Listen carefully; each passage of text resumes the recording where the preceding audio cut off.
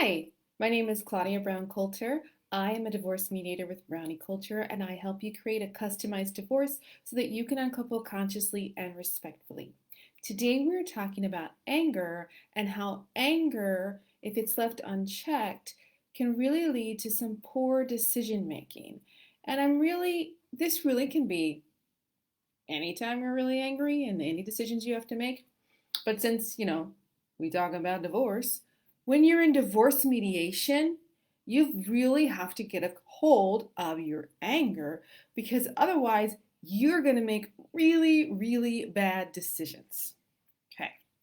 So, any primary emotion. So, if you're thinking primary emotion, think the movie Inside Out. So, anger, fear, joy, sadness, disgust, any sort of primary emotion is going to change the way you process information. So think of it like a filter. So that information is coming through the filter. Today, the information is coming through the filter of anger, and it is changing how you see everything.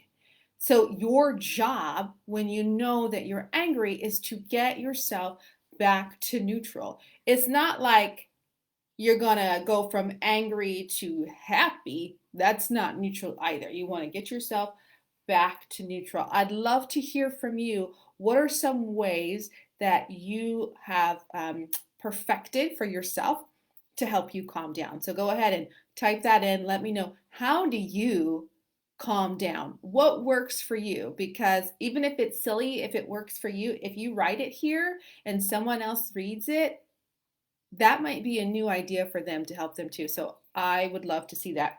Some of the ways I calm down, I kind of got to get it out. I've got to vent. But I also know I'm learning enough about well, I won't say enough. I'm learning more about myself to know I need to give myself a little bit of time. I know that I can't just go and make a decision when I'm angry because I know that I'm not in the right headspace. So I'll definitely sleep on things, but I can't sleep when I'm angry, right? So I kind of have to get it out. I've got to focus on some other things. I've got to find something that makes me happy to focus on. And usually the next morning, I can get a little perspective. And then it's usually like, oh, okay, well, I was tripping. That wasn't really a big deal. Okay, I need to calm the F down. And I do.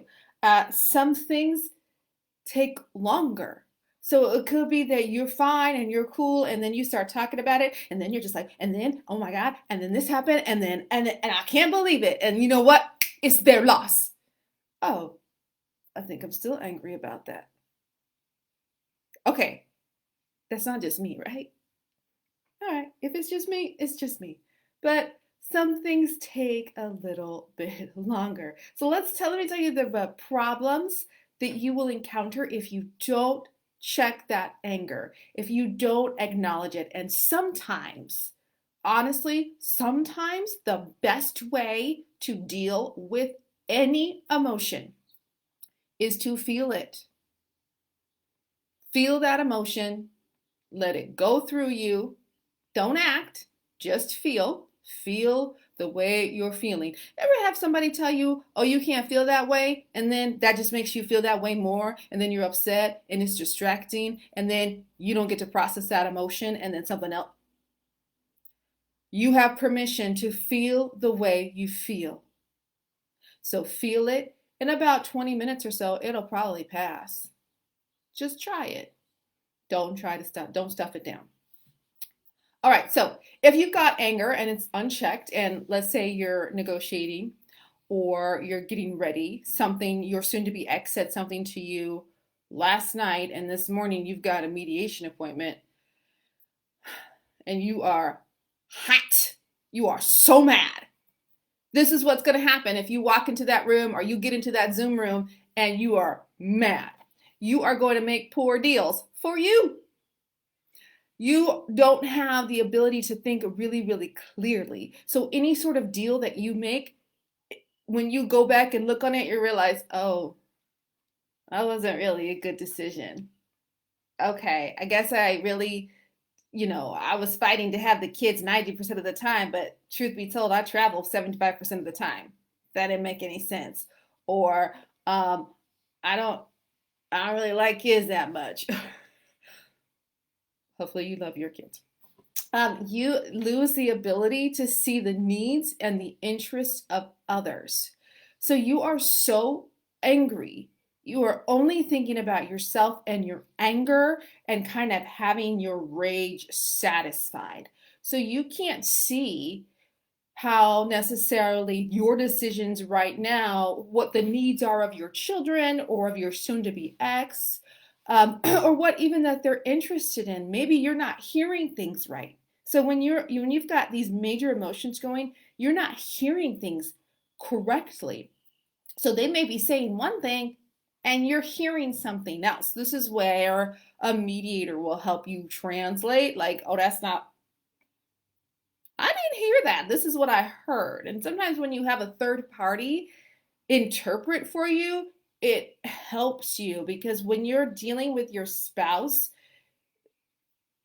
we've all been there where you have these past issues and all you hear is the past and you can't really hear what they're saying. So anger really, I guess the best way to sum it up is it prevents you from really listening well. Also, if you make a decision when you're angry, you're not thinking about any future consequence. You're not thinking like, can I afford that much child support or spousal support? Can I really afford to keep the house? Well, he's not going to let his mistress move into that house where we had our family. I get that. Can you afford that house and the upkeep that goes along with it? No one's saying that your anger isn't justified, but don't screw yourself because you're angry. You have to protect yourself. So you have to go, is that really 5 years from now? Am I going to like that 10 years from now? Is that going to work? How's that going to work for our kids? Okay. A lot of times when you're angry, you try to be more controlling, which really stalls negotiation. You're trying to control the other person. And one, you can't control anyone. And two, if you thought you controlled your spouse, you're getting a divorce. Any fantasy of control that you have or had is about to be done. So when you are angry, you attempt to control, and all it does is it prevents things from going further because that makes the other person dig their heels in. They're less likely to talk to you. They're less likely to make a deal with you. They're less likely to reach consensus with you because you are trying to control them. And so when you control somebody, they're going to fight against that. You're going to get a tug of war. So you can't control them. You have to control you. You have to control your anger. Sometimes you're angry because the whole situation could have been avoided if you would have done something in the past, and you're kicking yourself because you're like, dang it, I knew it. My mother was right. No, she wasn't right.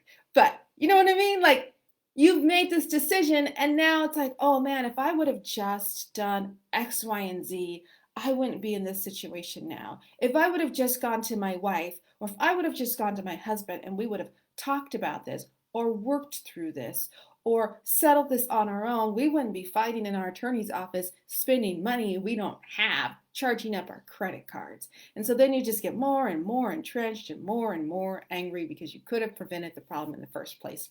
I'm looking at my notes because I don't want to forget anything. Anger makes you want to fight. Physically, verbally, emotionally, it makes you want to fight. So when you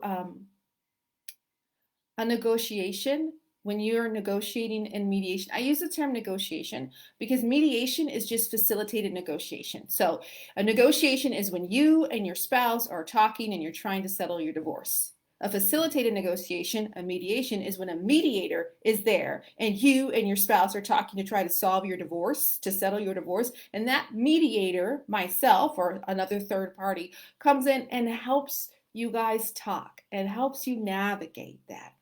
So when you are desiring to fight, you can't really have a conversation in good faith and stoke some goodwill when all you want to do is fight. And really, you want to fight because you want to punish the other person for something they did or you thought they did, no matter how big or small. So you're going to want to fight. And also, a lot of times when you're angry, now be honest with yourself. It's easy to see it in someone else. So go look at somebody else and see it, and then look at yourself and go, is this true? Because it's true. Because I'm going to wait, that's the wrong hand. This is my right hand. I'm going to put my hand up and say, it's true for me. When I'm angry, I'm unwilling to take responsibility. When you're angry, you're unwilling to take responsibility for things that may have led to that decision, may have led to that thing that made you angry. Maybe you provoked someone. Maybe you did something. Maybe you didn't. Maybe you didn't. But you have to be able to look at yourself and take responsibility and go, well, okay, what did I do? Is there any way that I can fix this? And when you're angry, you don't want to hear any of that. You don't want to, I don't want to hear, don't tell me how I'm wrong. I'm not the one who's wrong. Come on now. I feel like I'm here just making confessions. I'm being honest. Well, if nothing else, you know that I'm a real person. And if you know that I'm a real person, hopefully it makes you feel comfortable to be real, because your job is to get your divorce settled and move on with your life. Now, I am not for 1 second saying that anger is wrong or it is bad. It's an emotion. We all feel it. It lets you know that you're alive. It lets you know that something's not right, right? That is okay. But I'm encouraging you to not allow your anger to go on unchecked. Because if you allow your anger to go on unchecked, you hurt yourself. You hurt your children if you have them. You hurt your soon to be ex. And you're like, well, she can hurt. He can hurt. That's why I'm divorcing them. Years pass, and you'll look back with regret that you caused pain you didn't need to cause. And if you can't look back and see that you caused pain you didn't need to cause to someone else, you'll at least look back and see that you've caused pain to yourself. Because anger, I can't say, anger is a, I think you can fill in the blank for that. So figure out a way to process that unchecked anger. Be angry, and then hold on to that emotion, let it pass through you, and then go into that negotiation, or even if it's just a conversation with your spouse, go into that then with at least an open mind. And sometimes if you can't even let that anger go away, if you just acknowledge, I'm angry right now, and I know that when I'm angry, I can't process things correctly, that'll be huge for you. Then that's when a third party like me can come in and really help you understand. So don't be afraid of your anger. Just deal with it. Don't forget, I really want to know how you process your anger so that you can let it go and it doesn't destroy you. All right, I am Claudia Brown Coulter from Brownie Culture. I can't wait to hear what you've got to say. You guys have a great day. I know you can do this. Divorce can be scary, but you got this. I'm in your corner. I got your back. You're going to be great, and you're going to be divorced and be so happy with your new life. All right, guys, have a great day.